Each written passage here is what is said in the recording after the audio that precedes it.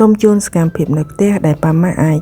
ធ្វើបានជាមួយកូនយើងអាយុរៀននៅថ្នាក់មត្តេយ្យឬក៏កូនដែលកំពុងរៀនថ្នាក់ទី1ទី2ទី3ហើយគាត់មិនទាន់យល់ច្បាស់អំពី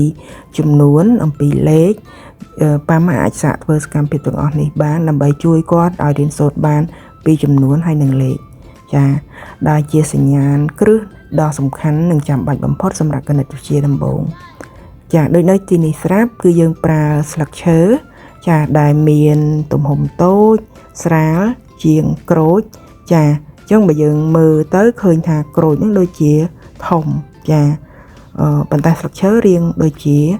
តូចឬក៏តិចប៉ុន្តែនៅពេលដែលយើងនាំកូនយើងរាប់ចំនួននៅពេលដែលស្លឹកឈើ4ចាក្រូច4គឺនោះ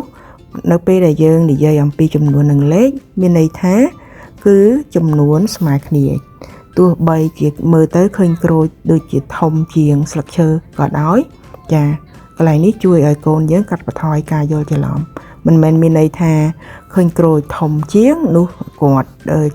ចំនួនច្រើនជាងទេអញ្ចឹងត្រូវការរាប់ដើម្បីផ្ទៀងផ្ទាត់ថាចំនួននៅពេលដែលមានចំនួនស្មើគ្នាគឺមាន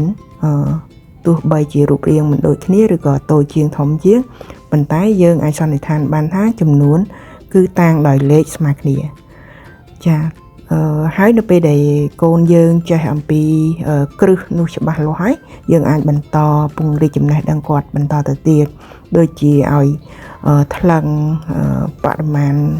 ក្រូចចាធ្ងន់ជាងហើយនឹងស្លឹកឈើស្រាលជាងជាដើមហើយមួយណាធំជាងមួយណាតូចជាងអីជាដើមចាហើយសង្ឃឹមថាវីដេអូនេះមានប្រយោជន៍ប៉ាម៉ាក់សាកយកទៅអនុវត្តជាមួយកូន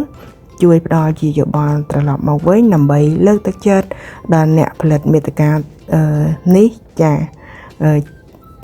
នៅតែបន្តចែករំលែកមាតិកាល្អៗដើម្បីជួយកូនតូចៗឲ្យរៀនបានជោគជ័យអរគុណ